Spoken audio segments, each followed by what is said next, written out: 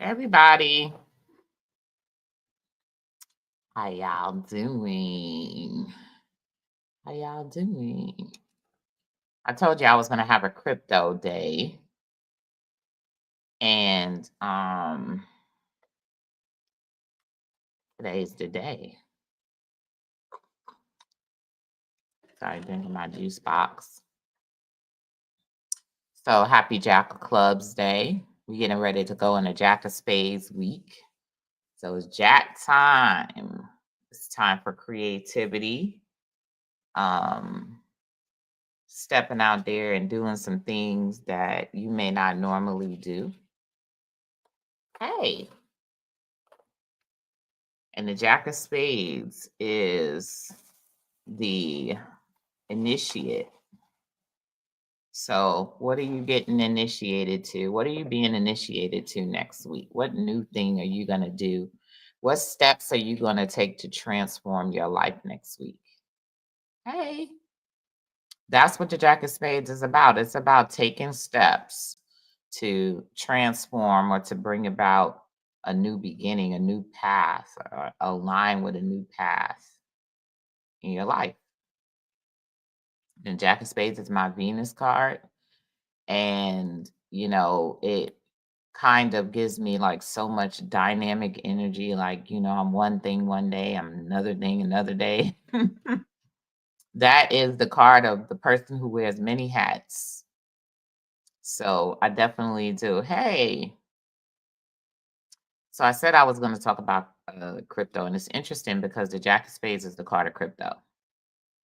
And that tells me, as important as crypto has been the last really decade or so, that we are all undergoing a spiritual initiation because that Jack of Spades is like over us. And, it says a lot. So I'm going to go through a lot of little basic things about crypto on this call. So here we go. And throw a little cardology in there. So I talked about the Jack of Spades. So where do I get that as? Yeah, it's one of my favorite cards too. Where do I? You don't meet a lot of Jack of Spades people. When you do, it's just like incredible. It's like, oh wow, you're a Jack of Spades for real. It's like that's one of those cards. So, and I've met a couple, and I'll definitely tell you that they are very much like the Joker. The Joker and the Jack of Spades are two almost identical cards. It's like they reached in and pulled the Jack of Spades out and made it the Joker. That's a long story. I ain't even get into that. But because I'll meet them both. I'll meet a Joker and I'll meet a Jack of Spades, and they like so alike. So alike. Hey. So So, how did I get to arrive at the Jack of Spades being the card of crypto? Well, let's go back to the first crypto, which is Bitcoin, right? Bitcoin's birthday is January 3rd, 2009, which is a Jack of Spades day. And it explains a lot about Bitcoin because the Jack of Spades deals with so many different things. It deals with anonymity and transparency.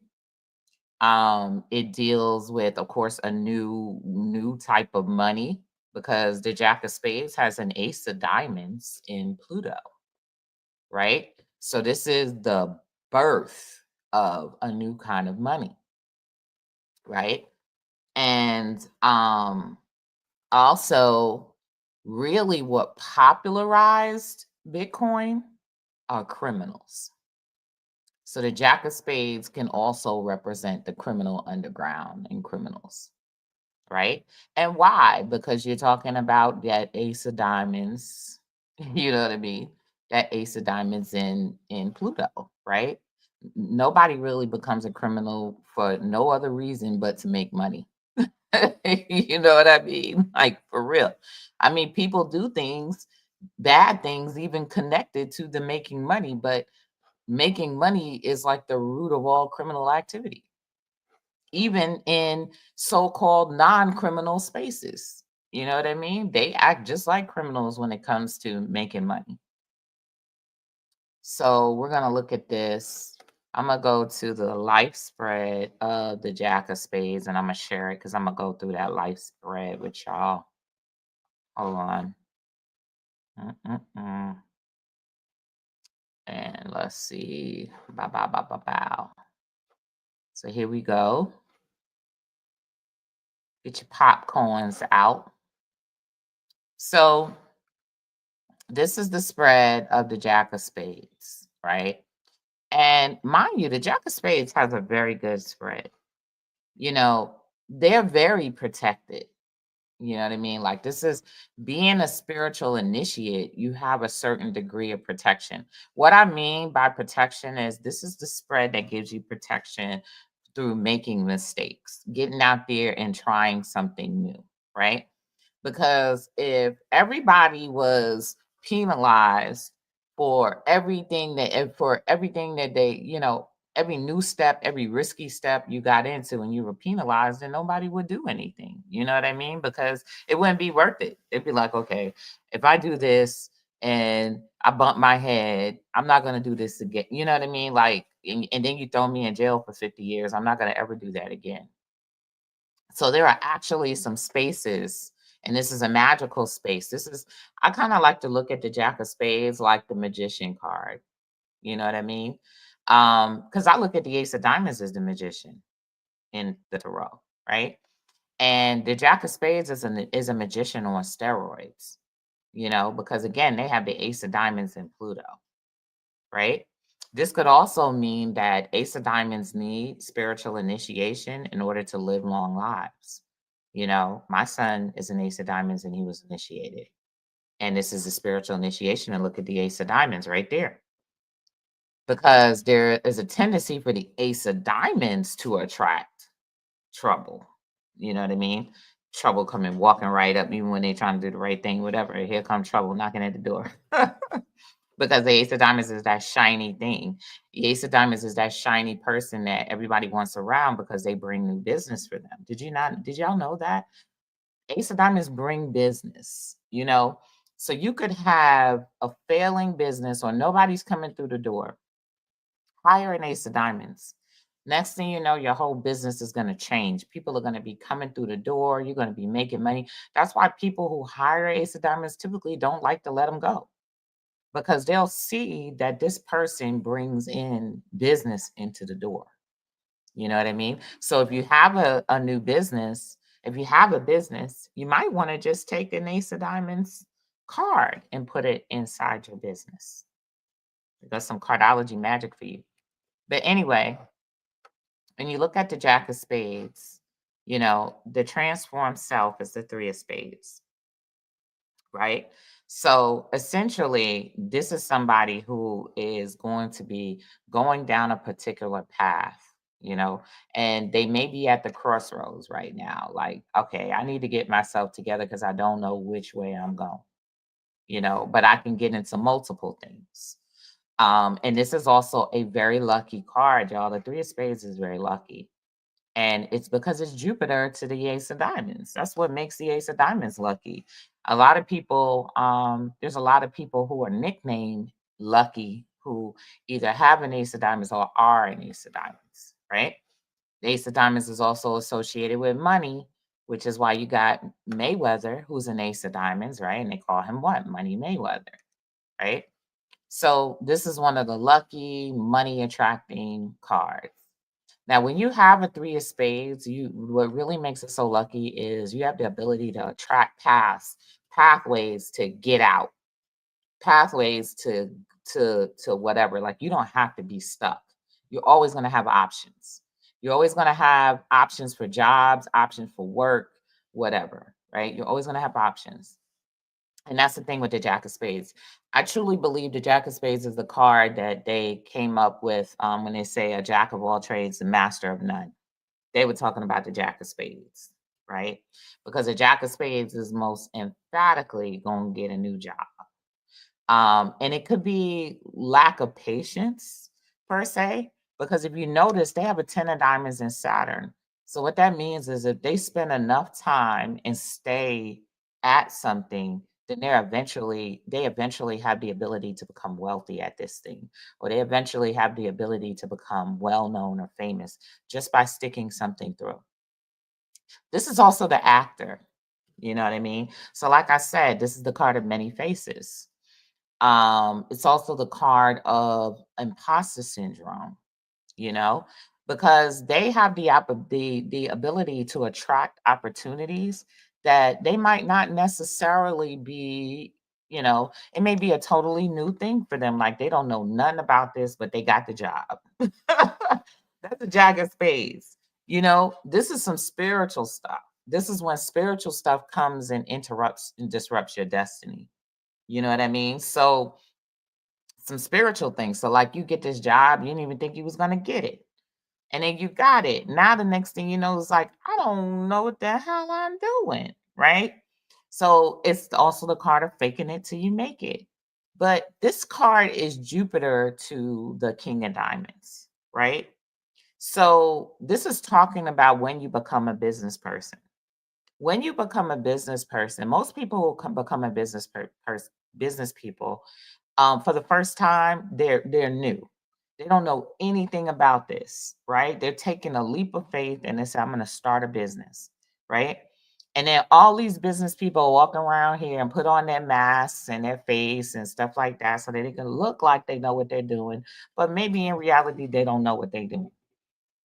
Your boss may not know what they're doing. You know what I mean? They're definitely going to be a jack of spades sitting up in there. But that's why the Ten of Hearts is Jupiter to this card, right? And because the Ten of Hearts is the card of networking and socializing big time, getting out there. And it's through networking, you get to meet other people who are just like you. You know what I mean? Like they have to mask too. They don't really know what they're doing. They may not know half of what they're saying. They're just out here talking, mixing with people, yada, yada, yada, but they may not know nothing about nothing.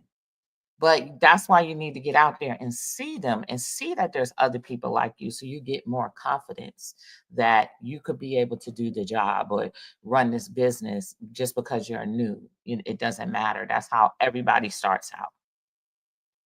So that's one big thing. This card has lots to do with money.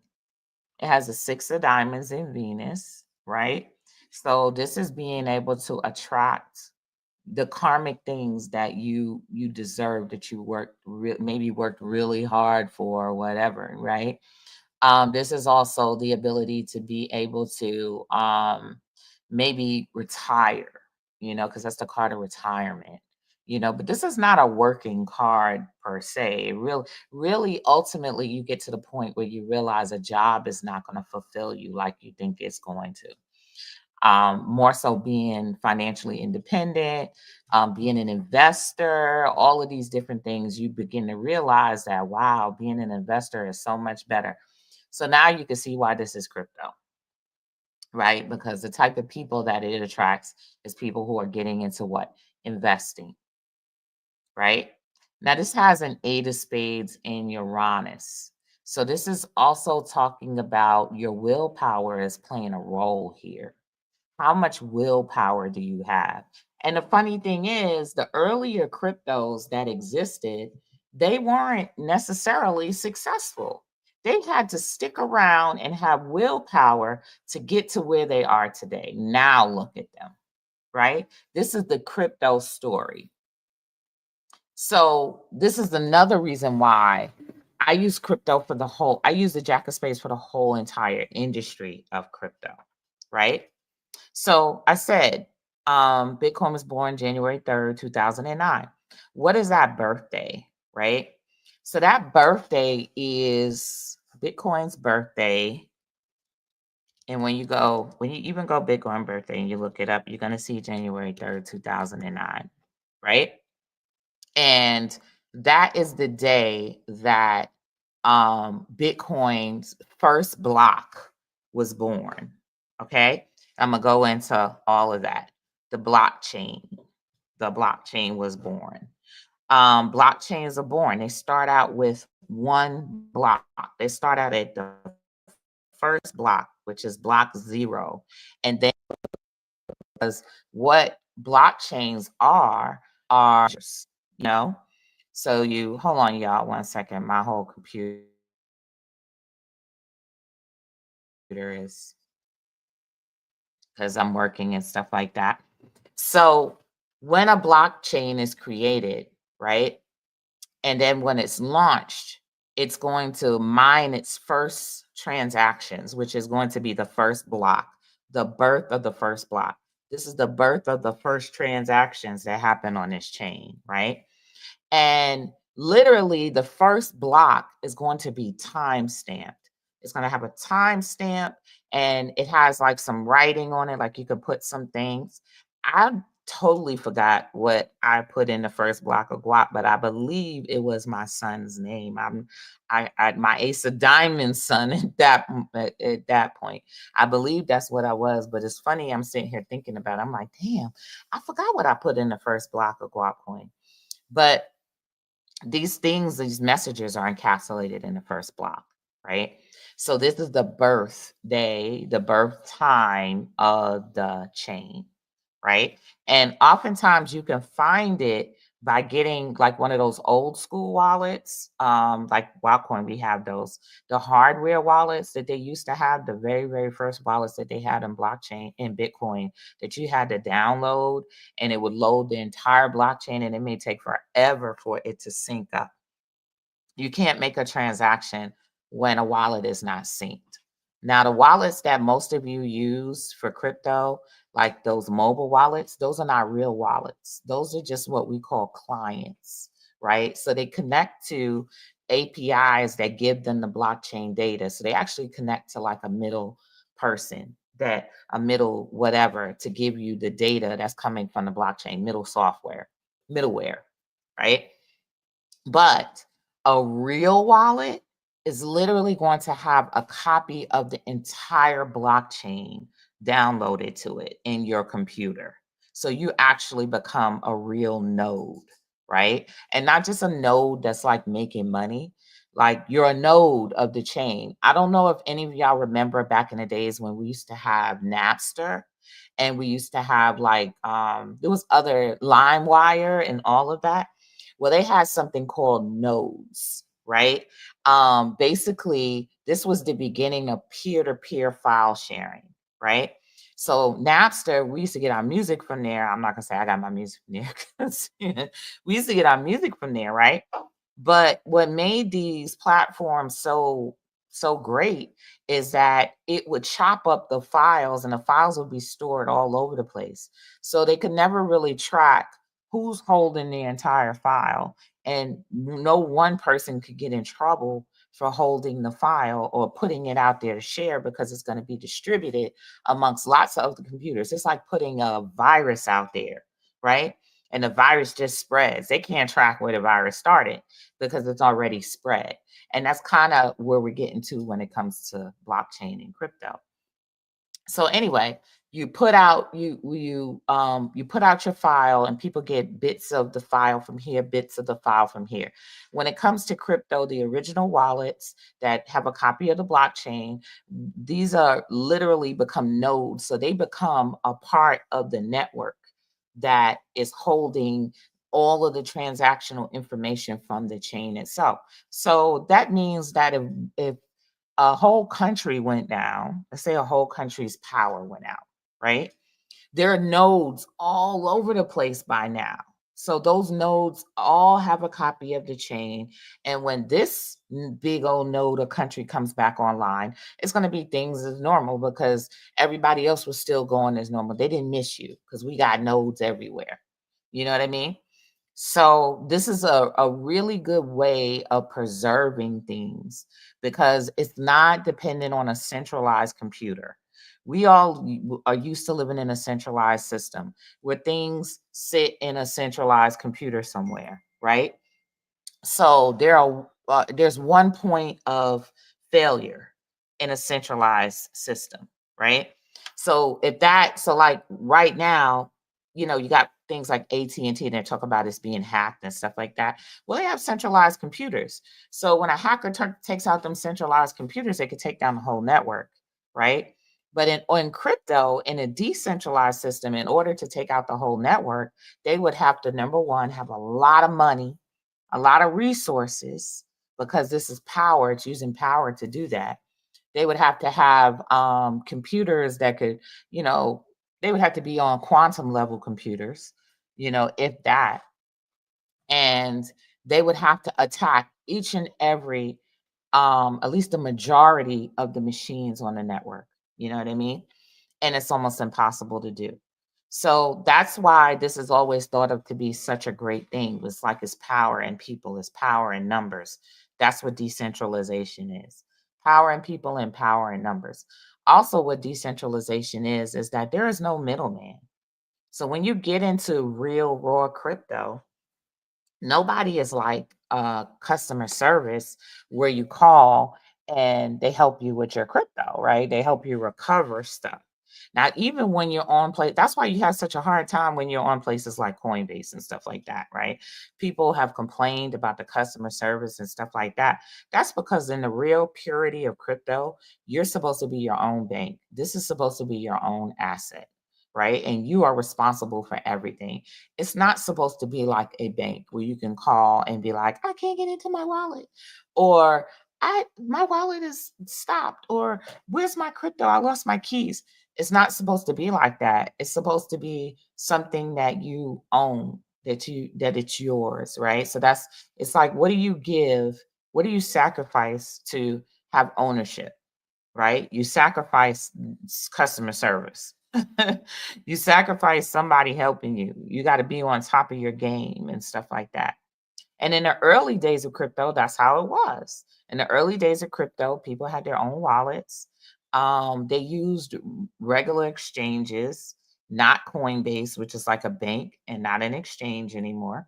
They used exchanges, and exchanges look like stock markets and stuff like that, where you'll go and you'll load your wallet with a crypto that you're going to use to trade for other cryptos. That is a real exchange, right? So the beautiful thing about exchanges, do we still have exchanges? Yes. The beautiful thing about exchanges is that that's one of the places that you can get a good deal on crypto, right? That's the best place. Think of that as the wholesaler, because what an exchange is a big old order book. So you got people who are selling their coins for different prices, right? And you don't know these people. That's what the exchange, it's all invisible. You don't know these people. All you know is that you got an order book that has all of these prices and amounts of crypto that people are willing to sell for. You might have somebody that has 10,000 crypto, and this is the price that they're willing to sell for. So as soon as it hits this price, then their sale is going to go through automatically. But if their price is higher than the market price, then they're going to have to wait until the market reaches their price for the sale to go through. So it's all automated, right? And like I said, the reason why it's so great, and I'm going to go and I'm going to actually share Probit. Let me go to Probit. I'm going to show you a real exchange. So this is Probit. And this is the guap market, by the way. This is guap on Probit. This is an exchange we listed on years ago. And why did we list on Probit? Because number one, they were very honest and honorable with us. They didn't charge us no big, huge, humongo amount of money to list. Because back in the days, and even now on a slick way, used to have to pay anywhere from $30,000 to $60,000 to list on an exchange, right? And then you had to provide something called liquidity. So that meant that you also had to make sure that you had a certain amount of the liquid assets there. The most liquid asset on an exchange is going to be Bitcoin because it's the oldest. And what does that mean by being a liquid asset? Well, that means that you can practically go anywhere and sell Bitcoin and turn it into USD. It's very liquid. Nobody's going to turn away Bitcoin, right? So, but you have other coins that are not as liquid. Like it's hard to get out of them if you're trying to turn it into USD. So you're going to hear the term when you're in crypto, you're going to hear the term liquidity a lot, right? And that's literally what it means. It means it's liquid. It means it can move from market to market. It can move from hand to hand. It can move from crypto to cash. That's what it means. So when you go to these exchanges, they look like this. So this can be intimidating for a regular person, right? However, you're going to get the best possible deal on crypto at these places. So this is where you should learn. It's like going, like I said, it's like going to the wholesaler. You know what I mean? So if you go anywhere else, and a lot of times what people would do is that they go to these places and they rack up on crypto and then they take it somewhere else and sell it, like maybe on a peer-to-peer exchange. Like we just launched Guap. We just launched Guap Swap, which is a peer-to-peer exchange. And they'll buy it here and they'll take it and sell it for higher there, right? So they're making a profit, right? Selling it from one market to the next. So they're gonna go to the wholesaler, just like you go to the wholesaler and you go get your wholesale closed and then you mark it up 3 times. That's what people do. That's why people go to these places, because this is where you're going to get the bottom dollar deal. And the reason it's such a deal is because a lot of people can't use these things. They don't want to use exchanges. So they're like, I want it easy. So, I have people coming to me, why are you not on Coinbase? And I got some discussion about Coinbase too, and I'll get to that. But when you go up here, you see the red part up here. These are going to be like, these are the sales that are going, that you're going to grab. You can grab one of those, right? And then you have the people who are waiting on the wings to get up there. So like they got the real high. They got maybe have high amounts of crypto that they're trying to get rid of. So you have all of the different cryptos here, and you can search when you go to Probit and get Guap and pull up the Guap market, and then you could book it if you're going to get Guap. But the first thing you have to do when you go to an exchange is that you have to load your liquid wallet. So that means that you have to get Bitcoin because that's going to be the most liquid. Nowadays, they have other liquid wallets. They have USDT. They have, which is a stable coin, by the way. That means that it's a coin that's pegged to the US dollar. It's not a real crypto, so to speak. They have Ethereum, and they have other coins, right? But of course, if you're not very exchange savvy, the easiest way for you to load this and start trading is to get Bitcoin, because of course you can get Bitcoin on PayPal now. You can get it on Cash App. You can get it everywhere, right? So that, again, like I said, is very liquid. So the first thing that you're going to have to do when you go on these exchanges is, first of all, you got to sign up, right? And because this is a regulated exchange, and most of them are, if you want to do a certain amount of trading, you're going to have to KYC. And KYC means you're going through a know your customer process. So you're going to have to prove who you are, because they have laws against anti-money laundering and all of this other stuff on exchanges where they didn't used to have them. You know what I mean? They didn't used to have all of that. But back in the days, anybody can go on exchange, anybody could start an exchange, anybody can buy off an exchange. But now you have to do a KYC to at least prove who you are, because they want to make sure that you're not a terrorist trying to, or a money launderer, and because they get held accountable for it. So they're going to hold you accountable for it. So you have to sign up, do a little KYC, then you'll have your account going, and then you'll have to load your wallet, right? So when you go up here, you'll see you'll see under wallet, you'll see balance, deposit, withdrawal. You will go to deposit, right? So I gotta log in. I'm not logged in. Um, let's hope that I got my right password. Cause oh, okay, I'm in. Right? So you go to wallet, and when you go to wallet, they're gonna have lots of different wallets you can deposit in. So the Bitcoin one is gonna come up first, but if you go here, you'll see they have all different types of wallets, right? So also, even if you're trying to sell, like you have Guap coin and you want to sell, this is gonna be where you go to Guap, you go to sell Guap coin. So now, mind you, this is where you sell the original older Guap coin. I'll show y'all in my class on Friday how do you turn guap X, which is on our EVM, to guap, our older guap coin, because we have a bridge. But this is our older normal, I guess you could say, guap. You would find it here, see? And that's a guap wallet. So you could send guap here if you were trying to sell guap, right? But if you're trying to buy guap, then you would send some Bitcoin here. And this is the address. This is going to be your deposit address, right? So if you are on PayPal or you are on Cash App and you're going to do a send, you would paste this address in it because that would be the address that you're sending it to, that wallet, right? So then you're going to wait for that transaction to come through and it will show up down here while it's going. And then eventually it's just going to be in one of your balances. It's going to show up in your balance. I don't know why my balance, it's taking a while to show up. It's going to show up in your balance.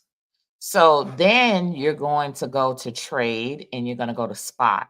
So what I just showed y'all is the spot market. That is the trade market, right? Don't go to buy crypto if you're trying to get guap, by the way. You go there, you go to buy crypto, you can buy Bitcoin and those types of things, right? Which you already got before you got here. But you'll click on spot. And then when you're on spot, the first market that's going to come up is usually going to be the Bitcoin USDT, right? So if you're looking for guap, you have to type in the symbol guap. It comes up. And you could also star it so that you can favorite it and it'll show up higher. Then if your Bitcoin has already posted, it's going to show you your Bitcoin balance down here, right? So if you have a Bitcoin balance, I don't have much of a Bitcoin balance anymore because I came here and bought some guap the other day. I bought like a lot of it. And so if you come here and this is still saying 0, that means that your money hasn't hit the exchange yet. Your Bitcoin hasn't hit the exchange yet. You might have to wait like another 30 minutes to an hour or whatever. But then this is going to have a balance, right? So at that point, you're going to go to the market, right? And you go to these other like limit orders and stuff like that when you want to set a particular price and wait for it to hit that price. And like say you're not going to buy guap at the market price. Let's say you want to buy it if it drops much lower.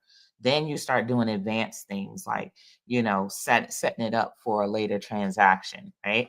So you're going to go to a market and you're going to go to, this is going to either give you 25% of the Bitcoin that you have here, or 50%. You're going to use 50% of the Bitcoin you sent, or you're going to use 75% of the Bitcoin you sent, or you're going to use it all, right? And you're going to buy guap, right? At the market price. Now, mind you, I don't have enough. It has to be greater than this much Bitcoin. So if you're confused about how much that is in dollars, right? There's certain places that you can hover over and it'll tell you in dollars how much something is, right? Let me see where it is. Right here. So right here, it tells you USDT. That's roughly equivalent to dollars because this is a stable coin, right? So if you want to know how much one is going, you go here and look and it'll tell you how much one is going. And right now it hasn't hit a penny, but it's very near a penny, right?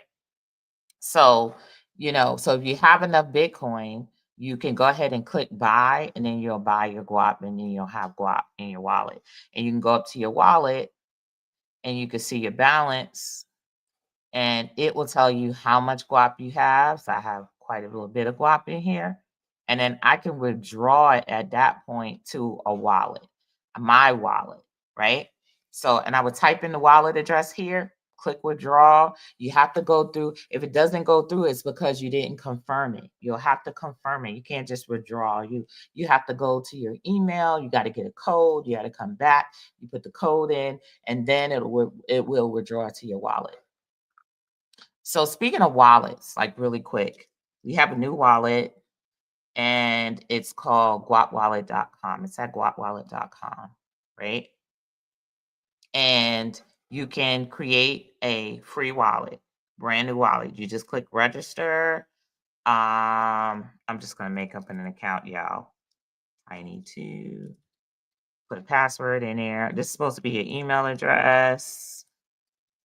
Then you click create an account.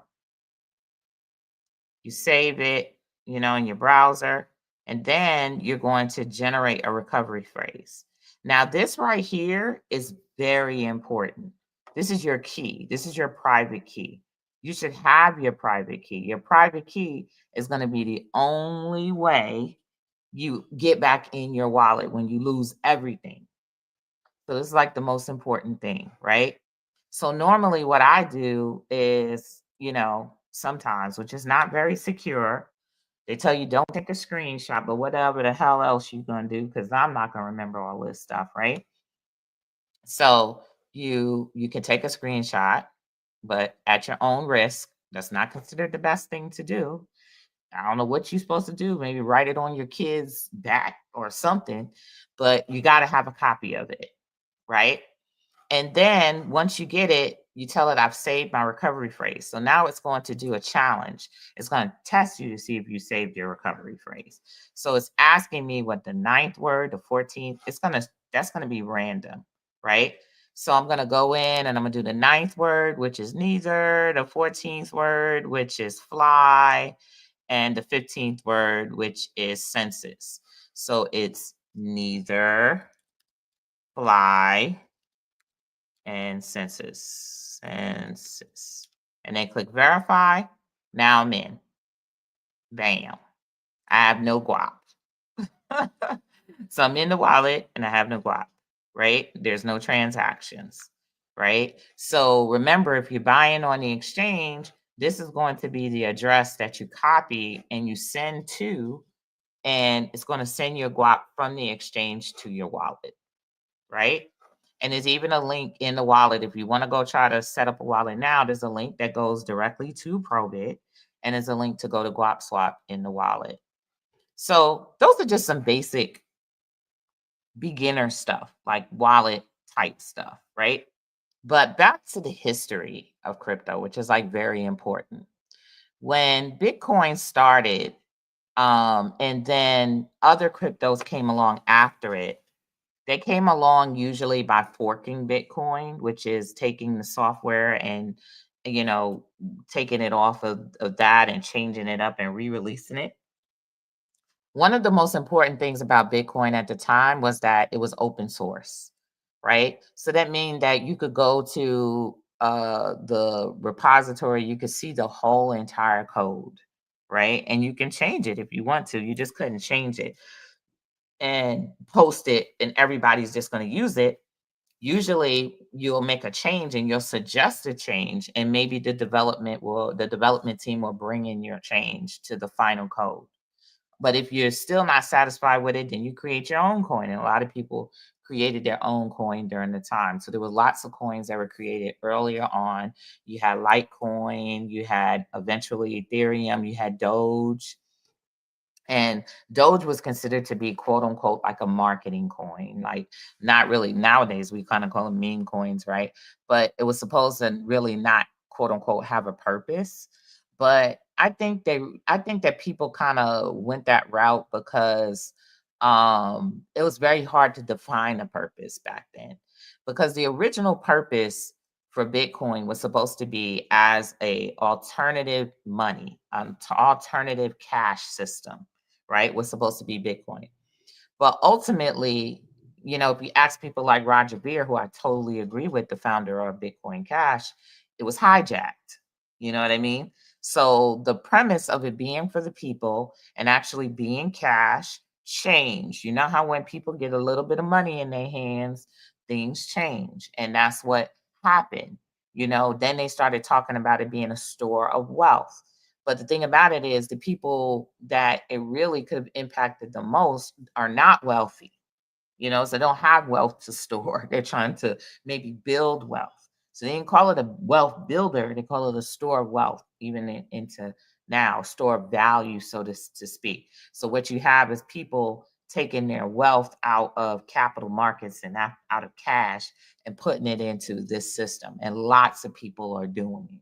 So that was a validation that crypto wasn't going anywhere.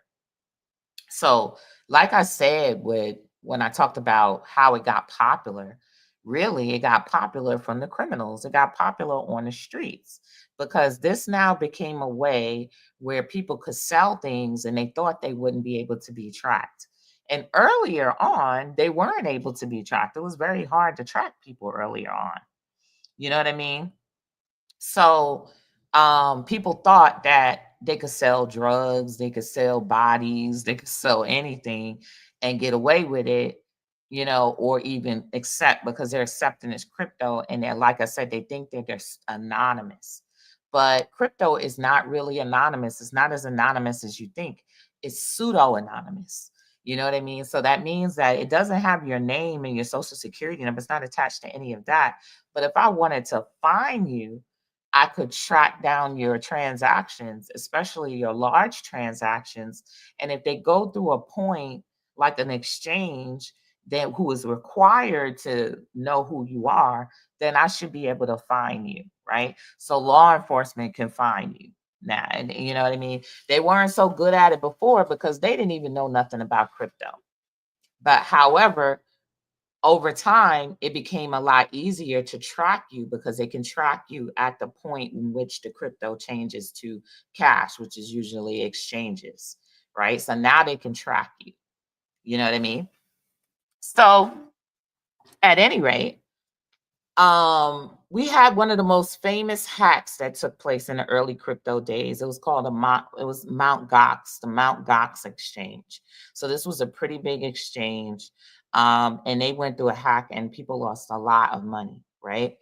And it's speculated that it could have potentially been an inside job, right? Because back then, in order to open an exchange, which is the equivalent of opening a bank, you didn't need no licenses. There was no licenses. There was nothing set up there was nothing to regulate this. There was once a guy that opened, it was a young kid that opened an exchange one time, right? And then there was a guy that opened an exchange, I think it was in Canada, and he made millions of dollars and he died and no one could get in his wallets. Although he said he died, he could have disappeared. But that's what I'm saying with the Jack of Spades, is all types of criminal things that happen behind the scenes. So he died, no one could get in his wallet. So therefore, this is money that's technically lost, right? And that's another risk of crypto. And we'll talk about that because it was the guy who told his girlfriend to throw his computer out, his hard drive out, and it had thousands of bitcoins on it. So his hard drive was worth, I think his hard drive is maybe worth almost $1 billion now, you know, and it was thrown away. So what he tried to do is excavate he wanted to file to excavate the trash yard, the garbage yard, right? And they blocked him and like, no, you can't do that because it's actually like a environmental hazard to do it. And so he's in a fight to try to be able to excavate the garbage so that he could find his hard drive because it's worth nearly $1 billion. You know what I mean? So losing crypto was a big story earlier back in the days, right? People would lose lots and lots and lots of crypto because they would do things like mine crypto, which means that is the way that coins get out into circulation. And in the early days of Bitcoin, it was easy to mine Bitcoin because the difficulty level was lower and it wasn't so many people in it. So you could literally mine it on your computer. You can't do that anymore, right? People were mining Doge. And I think the people who mined Doge ultimately became the big winners in the quote unquote Doge boom because they were mining Doge. And at one point, you could get, you can accumulate credible amounts of Doge and they're mining it and they're holding and they're sitting on it, hoping for one day for it to mature, right? For it to do its thing. And that's another thing with the Jack of Spades. The Jack of Spades has a 10 of diamonds in Saturn. So that's like if you're patient and you hold, that's why they're always talking about crypto. The favorite word that they mention in crypto is hold, right? Which is like be patient, chill, let it accumulate some value, then start doing some things with it. but don't go selling it and being whatever, because you're going to miss out on some opportunities in the future. So beyond Mount Gox, then you had another thing called the Silk Road. And the Silk Road was like the dark web. It was somewhere where you can go and you can buy anything. You can buy drugs, you can buy people, you buy anything on the Silk Road. And how they did that was by using Bitcoin, right? Because again, we said that back then people thought that Bitcoin was not trackable, right? Now we know better. Bitcoin is very much trackable, because somebody is going to make a change somewhere, and they're going to hit one of those regulated places that are going to have your information, and then they're going to get you for doing criminal things with Bitcoin or crypto or anything else. So that was like the early history. Back in 2016, we started getting the around 2015, 2016, because of Ethereum. Ethereum had something called smart contracts, right? And it was no one else had it at the time. And smart contracts enabled you to be able to make a token in like 5 minutes. And your token became your own coin. So this became the explosion of coins, where thousands of coins came out of Ethereum, right? And we call that the ICO era, which is the initial coin offering. That's what it stands for. So people were holding these ICOs where they would sell their tokens at a low price, right? In hopes of, number one, raising capital, of course, but people would take those tokens and they would put them out on the exchanges, and they were hoping that they were going to make more money, which, by the way, is very illegal to do in a country, most places, to start an ICO, to sell tokens publicly, because that's SEC territory, Securities and Exchange territory. So what you're doing is you're doing a public sale of a security, basically, right? So they sold tokens. People would go out, put them on an exchange. Hopefully they're flipping their money and they're gonna make some money. And then they do a very bad thing. They do some people, they'll do a rug pull, which means that after they got the money that they want, they shut down operation. You don't see anybody, right? They disappear into the wind, right? Or they would dump. They would do what's called a pump and dump. You know what I mean? So they could artificially pump the price and then sell and pull out the profits. And then people are left holding worthless coins. But see, this is the thing. Honestly, most of this stuff, most of the crypto on the market that you know of has been artificially pumped. Most of it. You know what I mean? So they can't really talk about other projects that have done that, unless the project has also not only pumped and just disappeared and did a rug pull, but they all artificially inflate these prices, y'all. You know what I mean? Sometimes I get my feelings hurt because y'all come to me and you're like, well, why isn't Guapcoin on this? And why you need to look at what this coin is doing. Well, that coin is doing what they're doing because they raised $65 million. They raised $65 million, right? So what they would do back in the days is they would raise money before they put out a project, and then they would take that money and they put it into the markets. So you could literally buy the price of your coin. You can pump it to whatever you want to. You know what I mean? So if you raise $65 million, you could take $10 million, right? You could divide that by whatever, 3 point whatever million, right? And then take each one of those divisions and put it in 3 different exchanges and do what they call market making, right?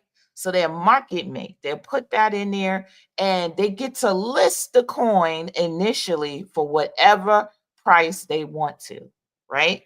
So if you're going to list your price, they ask you, what's your listing price? My listing price of this coin is $10 a coin, right? If you don't have the liquidity behind it, it's likely that $10 is going to drop because you don't have the trading volume yet. You don't have the money, the advertising, and all of that. So it's going to drop. right? And that's guap because we were totally organic. We've always been organic, right? So then they would take that money and they would put it in there and they say, yeah, we're going to list it at $5, but they're putting millions of dollars to help keep the floor at a certain price. You know what I mean? So it's not going to fall below when you don't put $3 million in the market. It's not going to fall that low. As a matter of fact, it's likely going to go high. And when it goes high, people look at it and they're like, oh, wow, look at Cardano. Cardano is at $15 a coin. Oh, wow, look at this. It's a wrap. Just because they made the market, but it was artificially made. It was not organically made. Does that make sense? So one of the coins I would have to tell you that was pretty organic, I would say, and it was the only coin I ever regretted not getting some of. It was Binance coin, BNB, right? Because I was around when BNB was a penny. I was there. I looked at my screen because I was using Binance. So I looked at my screen and I was like, I should get some of this. At a penny. Y'all don't be looking at the penny coins. You look at the 25,000, 50,000, 60,000. You look at the $20, 30, whatever, right? $200. You're looking at that, but you don't look at the penny coins. So here I am sitting here looking at Binance coin, BNB, a penny, right? And I was like, okay, I could buy a lot of this. Let me buy some of this. But I said, no, I'm not going to buy any. I was like, whatever, blah, blah, blah, blah, blah. It wasn't no more than maybe about a month or so later, or even a couple of months. It was so long ago, I don't remember. But I remember turning back and it was 25 cents, right? A coin. Then I remember, even then I could have bought, right? Then I look back and then I remember it was $100 a coin. Then I went back and it was $500 a coin, right? So do the math. Do the math. And it's my own private opinion, y'all. I'm not giving you no investment advice. I'm not an investment advisor. I'm a founder, right? But do the math. So it's a penny. So I'm likely going to buy maybe, let's say I didn't even buy, let's say I only bought $300 worth at a penny. Do the math. Do the math, what I would have been holding on not even 2 years later, not even a year later, maybe. What would I have been holding in my hand, in my account? So when people ask me if you ever had any regrets, I always tell them Binance coin. I have regrets because I absolutely knew I could have bought that, would have bought that. I saw the value in it and it was pretty organic. You know what I mean? It was pretty organic. And it didn't have a lot of hype. That was another thing. The gold ones, like the ones that were golden at the time, were the ones that didn't have a lot of hype. Didn't have a lot of hype. Nobody was talking about BNB when it was a penny. Nobody. So that should be a lesson for you with guap coin. That should be a lesson. So that's part of the reason why I'm up here being transparent as hell, because that my biggest lesson is your biggest lesson right now. And I'm not saying that guap is going to go up to extraordinary whatever, right? I'm not saying that. I'm saying that guap could potentially be the dollar that, or the money that we want to have in our community to support one another, period. Guap could be that coin. And another beautiful thing, which you want to look for in a project, is longevity. Guap has been around since 2016 and we're still here. We're still ticking. We're still ticking. We're still here. I'm still building. I'm still building. I just rebuilt this wallet myself. I just built Guap Swap myself. And why do I do these things myself? Because I didn't raise $65 million. All I have is my God-given talent and my knowledge. You know what I mean? So Friday, I'm having a crypto course. And I'm not just going to talk about Guap, but of course I'm going to talk about Guap. But people want to learn about other things. I'm going to talk about other things. So today, the link is in my description. If you sign up today, you get 1,000 Guap coin by midnight. Not even, you don't have to wait to the thing. You're going to get 1,000 Guap coins for signing up today. And you're going to get 50% off the class. And why do I do these? I'm going to repeat. I talked about it before. This is how I raise money. This is how I raise money to pay all of these crypto bills, server bills, this bill, developer bill, because I can't be the only developer sometimes. Like, I'm not going to sit here and try to fix a problem that's going to take me all week to fix. I don't have that type of time. But because I have to do those things, that is the reason why I have to do the things I do to raise money. Because if it was up to me, the class would be free. I get plenty of free classes. I just gave y'all a free class right here. I'm not going to charge you for no class. You know what I mean? So, but this is how I raise money. This is how I keep Guap going and keep Guap alive. And so, because Bitcoin had to go through these phases, it was times when none of y'all cared about Bitcoin. It was time when nobody cared about Bitcoin. Just the geeks cared about Bitcoin. There was a time when nobody cared about Doge. There was a time when nobody cared about, lots of different projects from earlier on. This is not nothing different. This is nothing for me to be embarrassed and humiliated about, because this is what an organic crypto or project looks like. Not one that's funded by $65 million and can buy the market. So at any rate, I love talking about certain things and clearing the air. And I wasn't called a CNN crypto expert for no reason at all. I am a official crypto expert. You can look up my government name. So I'm not leading y'all astray. And the biggest thing is I'm not gonna lead us down a path of trouble. I want us to be as crisp and clean as whatever out there. And I can't even say as Bitcoin because it ain't crisp and clean no more. But I want us to be crisp and clean because I want us to be able to really, really, really be able to use this in a positive way. And it's not how you end, it's how you begin on the right foot. So, and it's not to say I'm going to be without mistakes. We were hacked earlier this year in our mobile wallets. I'm still in the process of getting people's wallets together. I'm holding on to a fund of, if your wallet was hacked and you didn't get your coins, go to the Telegram, tell me nicely, and so that I can fix it. Go to our Telegram or go to our website, click on the contact, go to Aquarius Maximus, click on the contact. Just be very nice and gentle with me because I am one person. And I'm telling you this for real, because some people was out of freaking control. I am one person doing an incredible amount of work. And I swear to God, I tap my own back at what I'm accomplishing here. For real, for real. Thank you. Your babies have guap. It's a guap bill. Thank you, Rachel. Thank you, thank you, thank you. My kids have guap. My friends have guap. My friends believe in me. My kids believe in what I'm doing. So, you don't do this just to be whatever.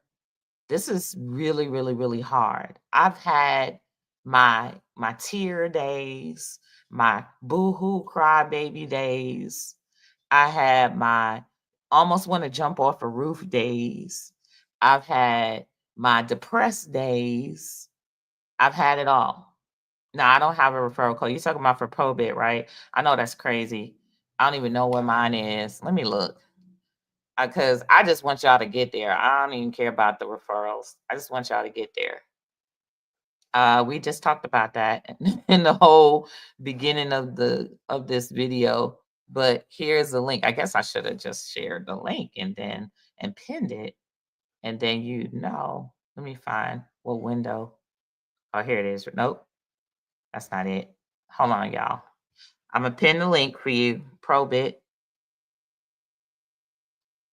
And by the way, Probit is a jack of clubs, y'all, and that's the card for today. So this is definitely faded. Definitely faded. So I just started and I put the full link because that goes to the market, but you can go to probit.com. But when I send people probit.com, they start clicking around and not having an idea what to go. So yes, please rewatch this. I went through setting up a wallet. I went through some basic things. And Friday, and it's not Friday. Is it Friday, y'all? I think it's the class is the 13th, the master class. Yes, Friday. And Friday, I'm having a full crypto class. And if you sign up today, you get 1,000 guap to start your wallet off. If you ain't even got no guap or whatever, if you got guap, you got 1,000 more guap in your wallet. And you get 50% off the class. And these classes I do to raise money to keep doing this. Because like I said, I ain't got $65 million. I know some of y'all think I got $65 million, but I really don't. I got more like $65. So anyway, it was good talking to y'all today, and I'm glad I got to talk about crypto. Send people, share the video. If folks, they can get a very basic, little class. I actually have some more classes up here on YouTube, some master classes that I did for lots of people.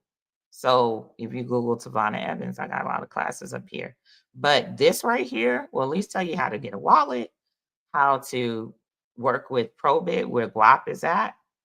I said a lot in here. So, if you missed it, watch it again. And like I said, share it. So thank y'all. I know crypto ain't the funnest thing in the world. It's not the funnest topic, but it's a very important one. You do not want to sit on the sidelines and wait until they give you that wallet and, the wallet of control. We have an opportunity to control our own destiny. And, that's what Guap is about. So peace.